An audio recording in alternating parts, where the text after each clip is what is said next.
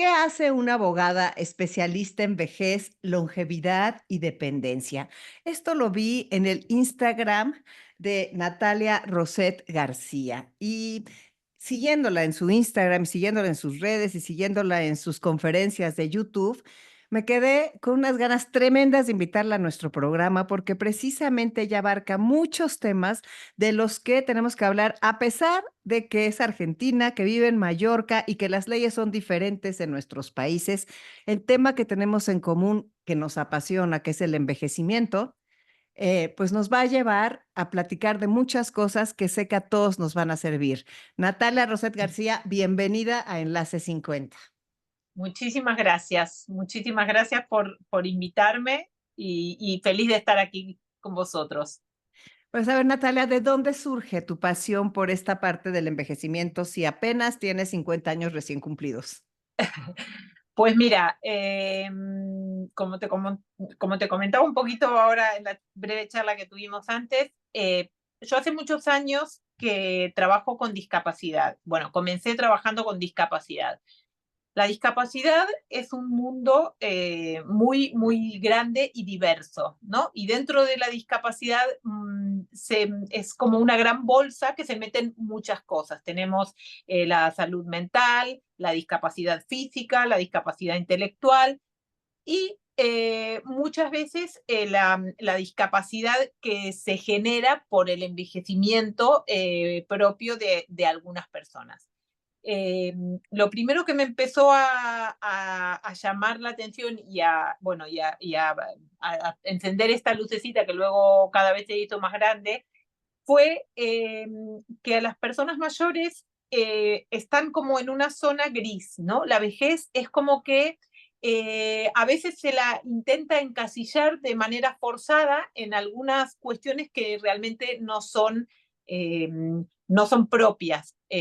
Por ejemplo, a mí me molesta que vejez se asocie directamente a discapacidad, porque no necesariamente la vejez trae aparejada discapacidad. Trae unos determinados cambios, pero esos cambios se producen no solo con la vejez, sino cuando pasas de ser un niño a un adolescente, en tu vida también hay cambios.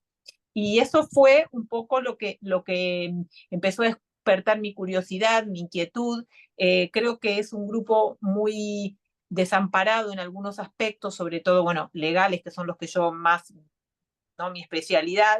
Y bueno, y como soy una abogada, como dicen en Argentina, de estas de causas perdidas, empecé a cada vez a estudiar más este tema y a meterme y a meterme, y bueno, y aquí estoy, sigo con estos temas. Claro, ¿y qué has aprendido? Porque eres especialista en longevidad, en derechos de envejecimiento, y yo creo que ya en esta etapa de la vida, ¿no?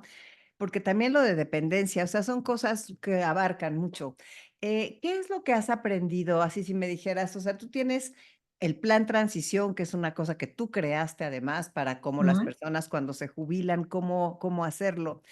Y te escuché dar unas cifras de España que ni siquiera es el país más envejecido del mundo. mm. ¿Nos las puedes dar esas cifras de que van a pasar en 2050 en España, un país que tenemos tan cerca en México?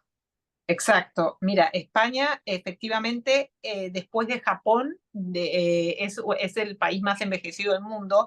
Eh, para el 2050 se prevé que una persona de cada cinco sea mayor de 60 años, de 65 años. ¿Esto qué quiere decir?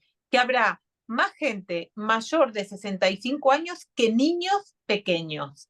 Esto es lo que conocemos como la famosa pirámide poblacional, que decimos que está invertida, ¿no? O sea, se supone que, eh, pues justamente con la forma de pirámide va la base, son la juventud, jóvenes, niños, luego gente de mediana edad, y de arriba de todo, en menor proporción, la gente mayor, gente adulta mayor. Pues lo que está ocurriendo, el fenómeno que es muy curioso, sobre todo a nivel sociológico, es justamente lo contrario. O sea, está habiendo menor natalidad. ¿Por qué? Porque mucha gente decide no tener hijos, las personas vivimos cada vez más años, con lo que hace que cada vez haya más cantidad de gente mayor que vive muchos años. ¿eh? Y esto, claro, es un fenómeno que trae un cambio brutal a todos los niveles. Y eso está sucediendo en muchísimos países del mundo, hacia allá vamos y hay que prepararnos para esta nueva sociedad. Entonces, la palabra reinvención que surge y que todo el tiempo estamos escuchando cada vez más, y esa parte sobre todo de decir, a ver, que no me llegue el día de la jubilación sin que yo haya planeado qué voy a hacer. Tengo un amigo que dice que el futuro está a un metro. Y Mm. creo que me encanta su frase, porque sí es cierto. Entonces, ¿qué es plan transición? Me gustaría hablar contigo en esta entrevista de plan transición y de derechos. Va, Entonces, si quieres, empezamos con plan transición. claro. Mira, Plan Transición surgió un poco de todo esto que yo he ido viendo, ¿no? A lo largo de los años de ejercicio y de formaciones y de hablar con gente y bueno, de ver muchos casos. Surge porque yo detecto que gran parte o una gran parte de los problemas que tienen las personas mayores hoy es que en su momento no planificaron, no tomaron determinados recaudos que se podrían haber tomado y que podrían haber evitado la situación en la que se encuentran como persona mayor. Por ejemplo, si yo hoy con 50 años sé que el día de mañana quiero, en la medida de lo posible y que mi salud me lo permita, quiero poder envejecer en mi domicilio o en mi lugar de residencia, junto a mi entorno, con todas mis cosas, y tengo la posibilidad de dejarlo expresado en un documento, que eso me permita que el día de mañana, Dios no lo quiera, pero puede llegar a ocurrir, que yo no puedo decir, no quiero que me saquen de mi casa, quiero seguir donde yo quiero envejecer aquí. Si yo no lo puedo decir y no busqué la forma de que eso quede registrado legalmente en un sitio, probablemente otras personas, y no con mala intención, sino pensando que me hacen un bien o que es la mejor forma de ayudarme, van a tomar una decisión no consecuente con lo que yo hubiera querido. Esto es un pequeño ejemplo. Plan Transición es una herramienta que yo considero que es un programa fundamental, porque nos hace repensar y repensarnos de cara a un futuro. Todos sabemos, yo ayer, que como sabes fue mi cumpleaños, cité una cita de un filósofo francés bueno, que ha escrito un libro sobre la longevidad que es buenísimo, y dice que los 50 años son la puerta giratoria, ¿no? Donde uno comienza a darse cuenta de la finitud de la vida. Y me parece muy interesante esa frase, porque es verdad, uno hasta quizás hasta los 40 no se plantea la vejez, lo ve algo muy lejano. Inclusive yo creo que a veces estoy un poco adelantada, porque a los 50 quizás hay mucha gente que no, pero ya sí que a los 55, a los 60, sí que ahí empieza a haber un clic, ¿no? Y la gente empieza a plantearse, ¿me alcanzará el dinero de mi jubilación o lo que tengo guardado para los años que me queden por delante? O se empiezan es muy curioso, ¿no? Lo que ocurre con la jubilación. Plan Transición, te lo defino brevemente, es un programa de acompañamiento de preparación a la jubilación. ¿En qué? En un montón de aspectos, como por ejemplo el legal, preparar estos documentos, tanto para cuando estamos vivos como para el día que no estemos, ¿no? No solo porque muchas veces cuando pensamos en documentos legales de preparación, pensamos en el testamento, en qué dejaremos en nuestro legado. No, primero pensemos en cómo queremos para cuando estamos vivos. Ya luego, si queremos dejarle arregladas las cosas a nuestros hijos, a nuestros nietos, a nuestros herederos, fantástico, pero hemos de pensar en nosotros. En el aspecto económico, ¿por qué? Porque todos sabemos que el sistema de pensiones, justamente por lo que te decía antes, es difícil. No quiero ser de estas personas fatalistas que dicen el sistema de pensiones no va a aguantar, nadie va a cobrar jubilación. No, primero que cada país es un mundo, pero a nivel global tampoco creo que eso vaya a pasar, pero sí que es verdad que hay que hacer un pensamiento y hay que hacer una reestructuración de nuestra vida pensando en esos años futuros que probablemente no podamos generar la misma cantidad de ingresos porque nuestra vida va a ser diferente. Entonces, también hay que prepararse en el plano económico, decir, bueno, a ver, ¿cuál es mi situación económica? ¿Con qué cuento? ¿Cómo puedo rentabilizar lo que tengo para que esto a mí el día de mañana me reporte un beneficio o me ayude a cubrir esa necesidad económica que quizás solo con mi pensión no voy a tener? Pero no solo eso, también es un programa que nos ayuda a nivel el cambio de la jubilación a la vida de jubilado.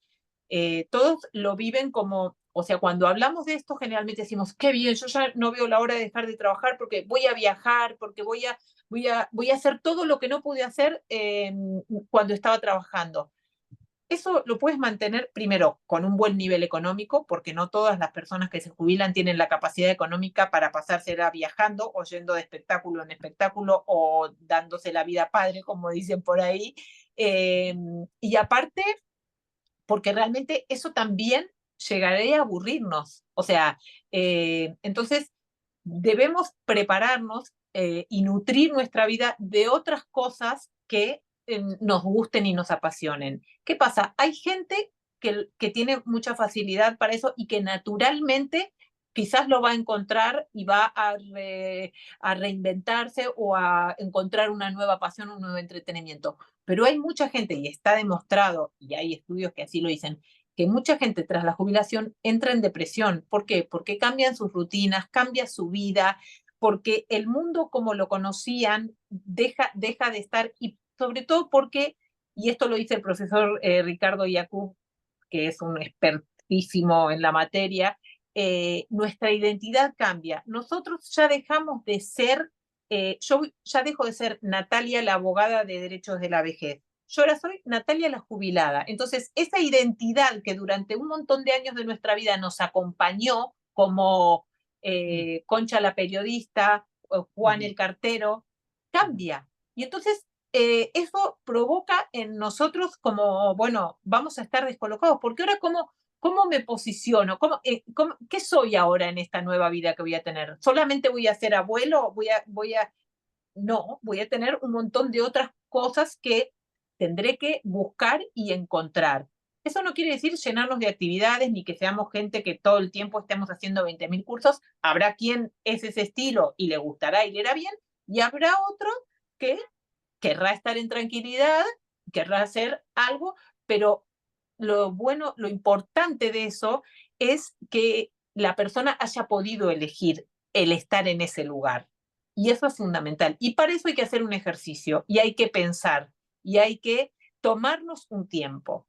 Y además, la otra pata, digamos, que vendría a faltar es, bueno, la social, ¿no? ¿Cómo voy a sociabilizar yo mi círculo donde yo iba y veía la gente del trabajo, todo eso que a mí me aportaba, esos nutrientes que necesitamos como seres humanos de sociabilizar? ¿Dónde los voy a encontrar? ¿Cómo los voy a adquirir?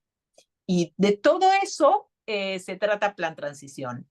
Sí, y es algo importantísimo que mira, ahora que estás diciéndolo, de veras, yo lo que me preocupa es que creo que todo eso se tiene que empezar a pensar a los 50. O sea, mientras más pronto, mejor. Ese plan transición tiene que ser una educación que se dé, ya sé que se den empresas, pero también se tiene que hablar a nivel familiar, Mm. entre amigos y todas estas cosas, porque estamos en un mundo que está cambiando y dirigiéndose a esta longevidad, ¿no?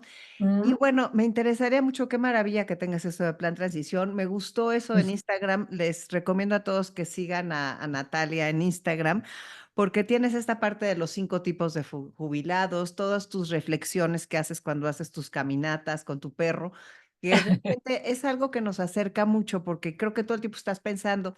Y hubo uno precisamente de derechos de la vejez que me llamó la atención y es que estabas furiosa saliendo de un edificio donde unas personas no querían poner una silla, porque tú lo dices de otra forma, como Sí, sí, española, pero es una silla para ayudar a subir a una persona mayor que no puede subir las escaleras, ¿no? Y que decían ujú, que no, los jóvenes, me imagino, decían que no porque sí, así no les gustaba su edificio. Y eso es con lo que nos enfrentamos constantemente, con esas cosas. em, Tenemos que educarnos con más calidad humana y con más pensamiento de integrarnos y de entender que vamos para allá y también de protegernos. A la hora que dices, además de eso, que dijiste también que las cuestiones legales. A ver, ¿cuáles son las cuestiones legales que tenemos que, tú dijiste, apunta tus cuestiones legales para cuando seas mayor, no importa que seas de otro país? Exacto, exacto. Bueno, mira, lo primerísimo es conocer los derechos. O sea, nadie va a reclamar nada que no sepa que tiene derecho a reclamar. Por eso, yo en mi Instagram lo que intento hacer es una labor de difusión. Lo que quiero es que la gente conozca, pero de una forma humana y de una forma muy cercana. Le quiero transmitir a la gente que no, que le pierda el miedo a preguntar y que busque en su entorno, en su comunidad, a mí, a cualquier otro profesional que trate estos temas, que vea que le puede acercar, oye, mira, tengo esto a mí me genera, me da la posibilidad de reclamar algo. ¿Por qué? Porque si yo no sé que tengo ese derecho, nunca lo voy a reclamar. Si yo doy por sentado, si yo doy por sentado que a mí, como persona mayor de 65 años, me tienen que poner un plus te hablo en euros, pero bueno, un plus de 150 euros por mi seguro médico, por el solo hecho de cumplir 65 años y lo doy por normal y no me informo si eso es legal o es ilegal, estoy permitiendo que quizás vulneren un derecho mío porque lo tengo como asumido. Entonces, ¿qué quiero decir con esto? Tengo un post hecho que todavía no publiqué, que es empoderar desde el conocimiento de los derechos. O sea, Claro. yo creo que eso es fundamental, fundamental que la gente conozca que puede reclamar sus derechos y que le pierda el miedo. Aquí tengo que hacer un inciso. La vejez, como tú bien sabes, es muy diversa. No es lo mismo, ¿no? Porque a veces esta es otra. Cuando hablamos de persona mayor, metemos a una persona de 65 años para arriba, a una de 85 y a una de 100. Claro. Evidentemente, las necesidades, la etapa vital y las cuestiones de cada una de esos tres grupos de personas son diferentes. Entonces, tampoco tenemos que englobar, ¿no? A las personas solo por el hecho de decir, es mayor de 65 años, ya está dentro de esta categoría. Y las necesidades que van a tener van a ser diferentes. Por eso es fundamental el tema de informarse y formarse. ¿Sabes cuál es el grave problema? Que la gente generalmente viene a ver a los abogados y a muchos otros profesionales cuando ya tiene el problema. Definitivo. No está concienciada con lo que es la prevención. Porque si yo, lo que te decía antes, si yo con el simple hecho de ir a ver a un profesional eh, que es experto en este tema, por ejemplo, y decirme, bueno, mira, Natalia, yo tengo 70 años y quiero saber cómo puedo dejar documentado mis cuestiones de salud para que cuando si me tienen que hacer una operación, aquí en España existe el documento que se llama de testamento vital o voluntades anticipadas, que es También cuando en hacemos. México. Vale, perfecto. Dentro de todos los que están más difundidos aquí, pero luego lo mismo podemos hacer a nivel personal, a nivel de cuidados. Quiero que me cuide mi hija Paula porque con María me llevo a matar y bueno, no quiero y no tiene no tenemos que sentirnos mal por querer expresar y decidir lo que nosotros queremos, porque es nuestro derecho. Claro, definitivamente, pero hay que expresarlo. O sea, me llama mucho la atención de que dijiste esta parte de, o sea, es que son tantos aspectos los que tocan.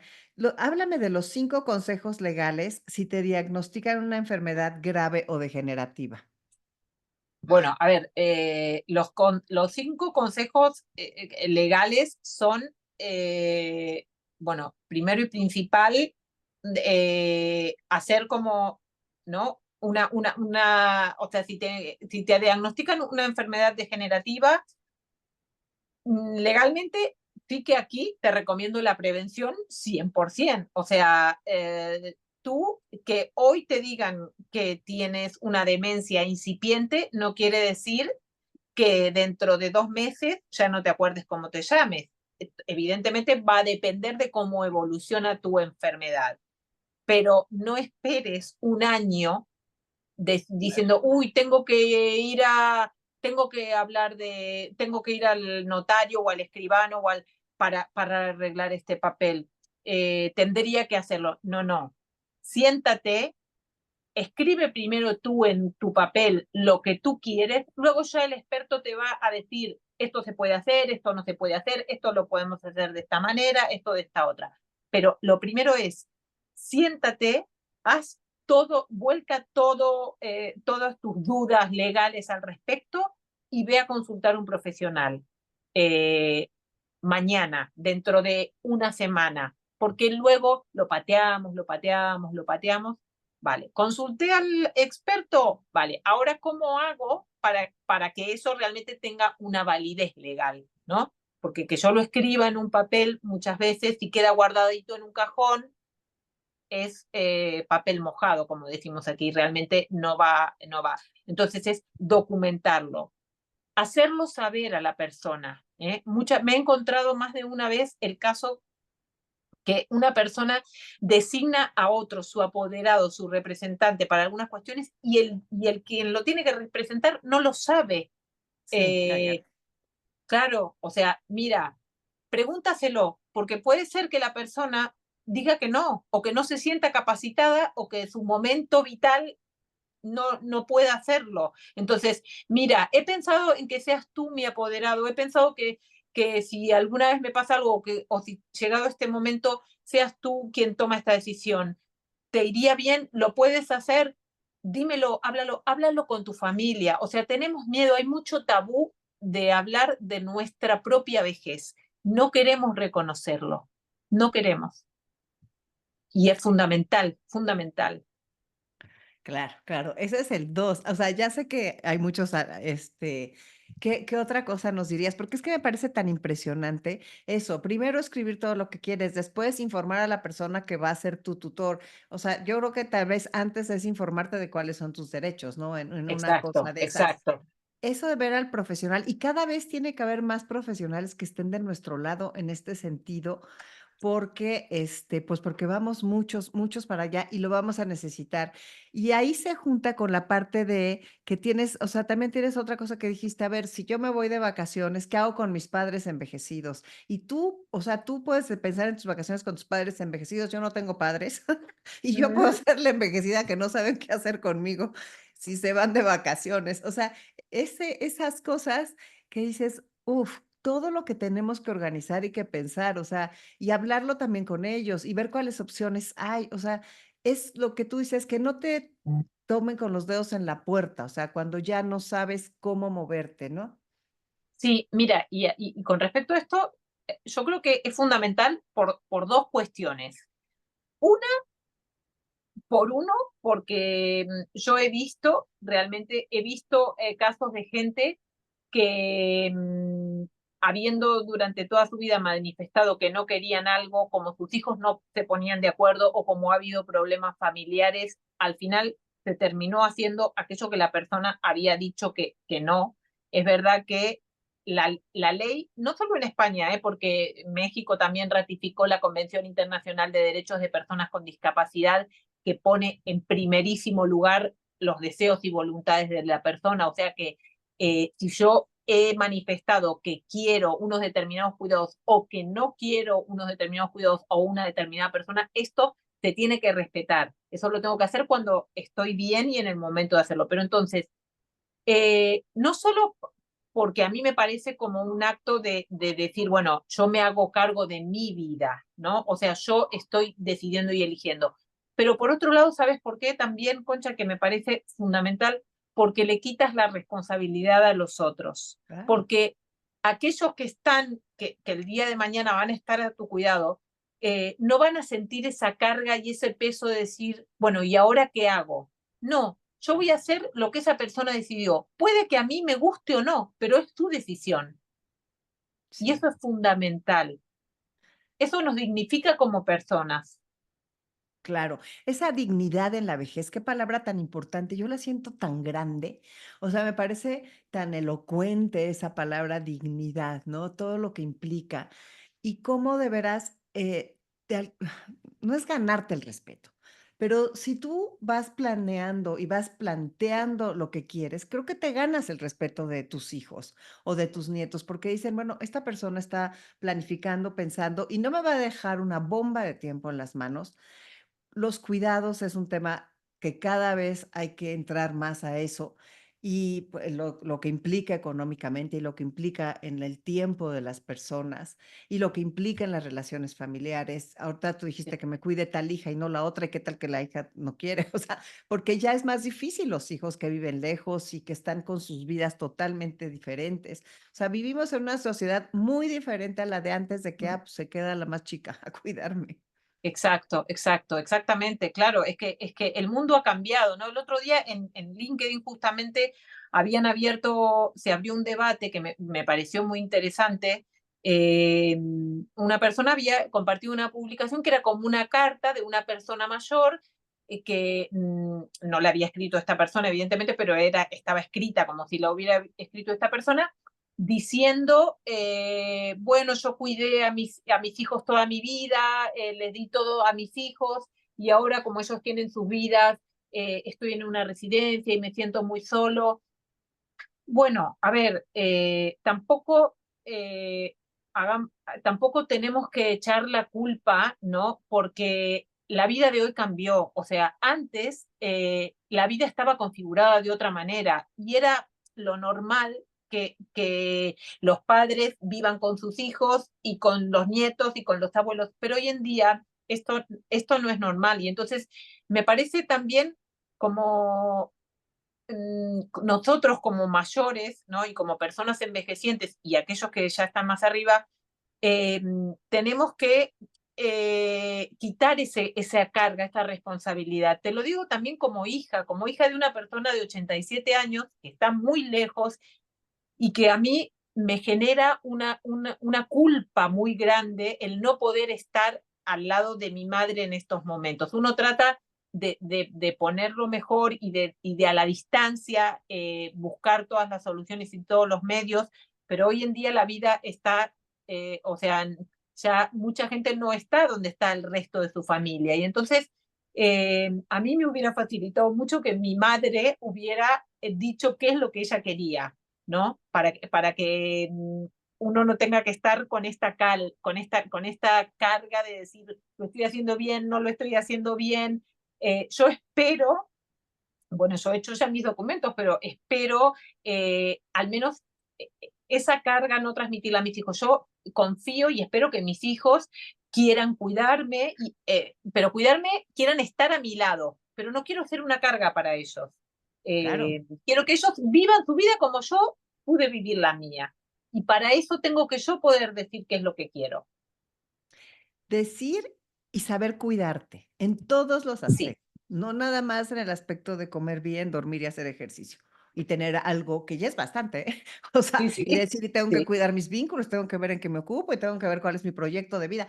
Todo eso sí, pero además eres responsable de tu situación legal, de tu situación patrimonial, de las decisiones que vas a tomar sobre tu salud. Y bueno, estamos viendo también otra cosa, que, aquí tienes una pregunta en tus redes que dices: "Padres que comienzan con deterioro cognitivo, ¿qué hacer?". Pero esa yo te la pongo, como tengo 66 años y muchas de las personas que nos oyen aquí en Enlace 50 ya no tienen padres o tienen padres muy envejecidos, tienen parejas. Yo ya me estoy topando con amigas mías que su pareja, porque aparte, quién sabe qué pasa, que ahora el Alzheimer está empezando a dar a sí. edades muy tempranas. Mm, ¿Qué hacer? O sea, me imagino que va por el mismo lado de qué hacer cuando yo tengo un deterioro cognitivo, pero sí. ¿cómo plantear eso a tu pareja, a tu amigo, a tu hermano, a tu padre o madre si tienes? ¿Qué hacer? Evidentemente, yo creo que sin herir, ¿no? Con mucho tacto, porque además aquí lo que ocurre es que pasan dos cosas, o sea, se mezcla un poco lo legal con lo personal. O sea, ¿qué ocurre? me imagino que cuando a ti te diagnostican o te dicen tiene un principio de demencia, tiene que ser un impacto emocional brutal, devastador, porque, bueno, evidentemente el panorama que se presenta ante ti, pues es difícil, ¿no? Entonces, ese primer impacto emocional, creo que como personas acompañantes tenemos que cuidarlo, pero una parte de ese cuidado también tiene que ser en acompañar y hacer ver a la persona lo importante que piense también en esas cuestiones. O sea, evidentemente, céntrate en ir al médico, en hacer todos los tratamientos que te manden y todos los que creas que puedes hacer, pero también céntrate en lo otro. Céntrate y dime ahora que puedes, ¿qué quieres? Dímelo y hagámoslo bien. O sea, yo te acompaño en esta situación. Yo te acompaño, o sea, yo cuidador te voy a acompañar y voy a respetar. No, cuidador, no intentes influirme, no intentes influirme. Todavía hoy puedo yo decidir por mí, respétame. Si tú me quieres, me tienes que respetar con mi decisión, te guste o no. Lo que no tienes que, y aquí, lo que no tenemos que hacer es tratar de influenciar a la persona.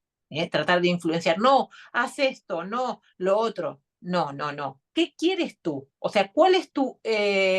por eso es importante que la propia persona, cuando pasado el shock inicial, también sea ella la que plantee, bueno, yo te voy a decir qué es lo que quiero. Vamos a hacer esto, vamos a hacer lo otro. Evidentemente, escuchar el consejo de tu familiar, de tu amigo, de tu compañero, de quien sea, pero hacerse cargo de esta situación, porque eso también es dignificar la vejez. Sí, a la vejez y también yo creo que a mucha cosa que abarca la enfermedad, porque no necesariamente la vejez, te pueden dar un diagnóstico a los 40 años y, Sí, o sea, es una parte donde, como tú dices, se cruza lo emocional con lo legal y por eso tan importante esto de ser abogado de las personas que necesitan esta ayuda y nosotros de prepararnos para todo sí. esto. A ver, cuéntanos algunos casos, o sea, que has tratado que han llegado a ti, que te han pedido ayuda. Mira, de hecho yo empecé, bueno, hacía muchísimos años que trabajaba en una fundación y uno de los principales motores que me llevaron a impulsar este proyecto, ¿no?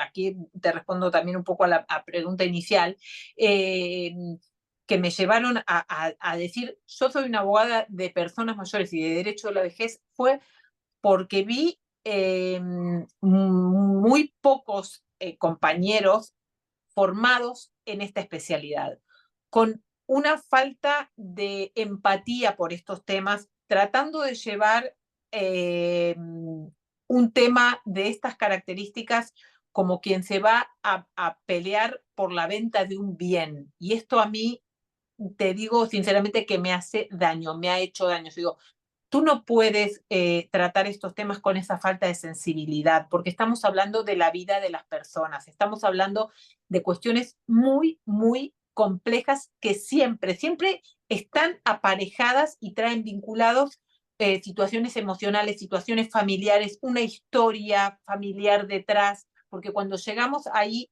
venimos de mucho, de un recorrido vital atrás. Entonces, eh, por ejemplo, un caso que se me viene a la mente, no muy lejano, de una señora mayor que quería ella y su marido, ¿no?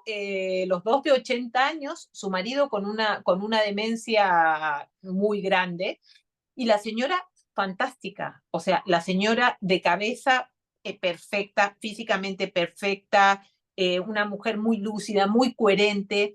Y entonces vamos a una de estas vistas para que al marido le nombre, ¿no?, a un curador, ¿no?, que es un tutor, una persona que la represente, y, y resulta que el juez y el fiscal no veían claro darle que sea esta persona de 80 años la que asuma esos cuidados de su marido por la edad.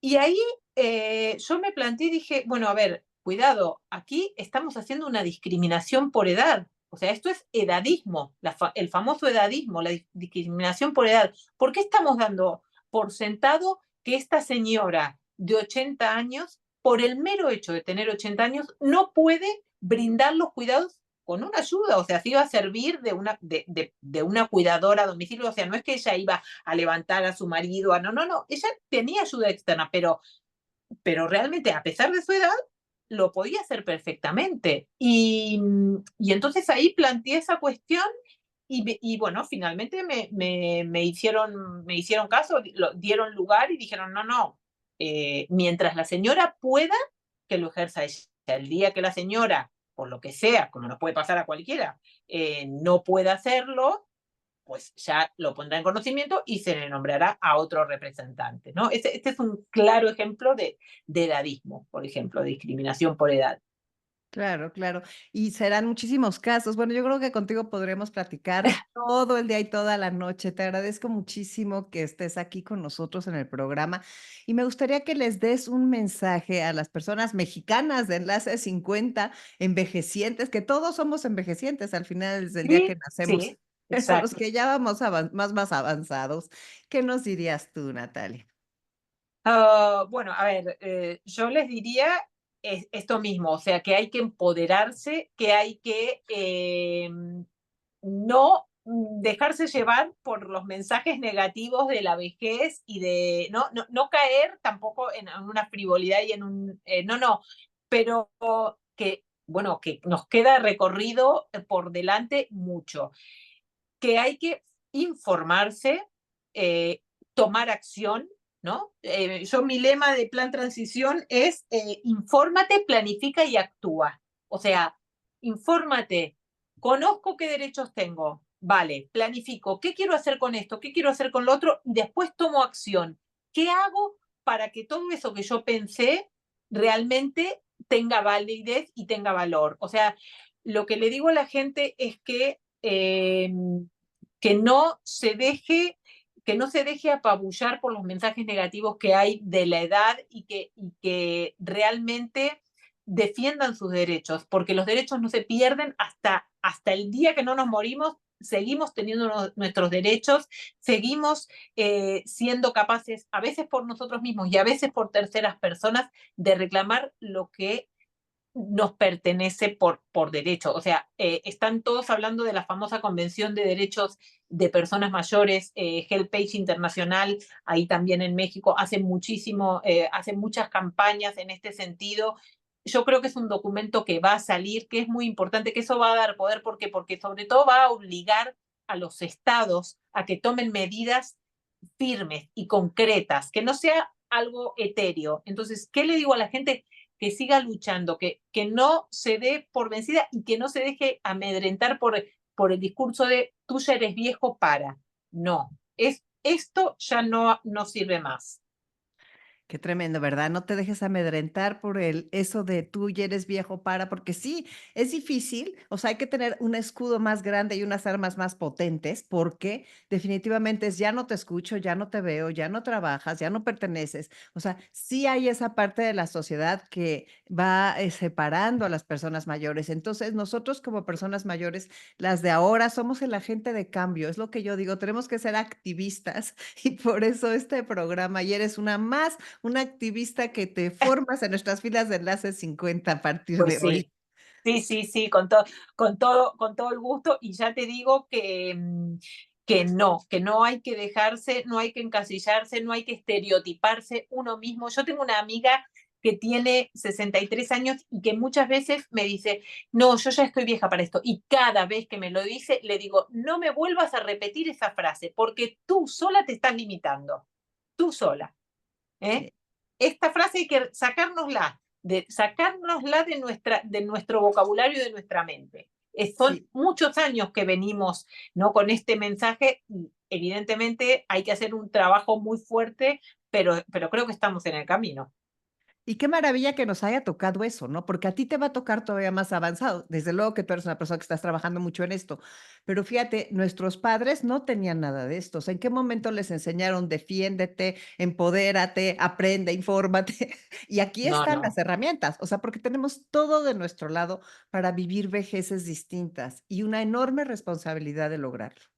Sí, sí, sí, sí. Y bueno, tú también haces una grandísima labor con la difusión, ¿no? Esto es fundamental, porque muchas veces es lo que ocurre cuando yo leo, ahora por ejemplo la semana que viene estaré en Valencia en un congreso de personas, de derechos de personas mayores, y yo lo que en mi ponencia, ¿no? Lo que digo es, vale, ¿a mí de qué me sirve que haya un montón de leyes, un montón de cosas escritas si la gente que está en la calle no sabe y no puede hacer uso de esas leyes? O sea, el papel fundamental que tenemos los juristas, los profesionales, los médicos, los asistentes, todos los que estamos codo con codo, a pie de calle, tenemos que hacer que la gente conozca eso y que lo use, porque si no es un papel que está ahí escrito y no nos sirve para nada.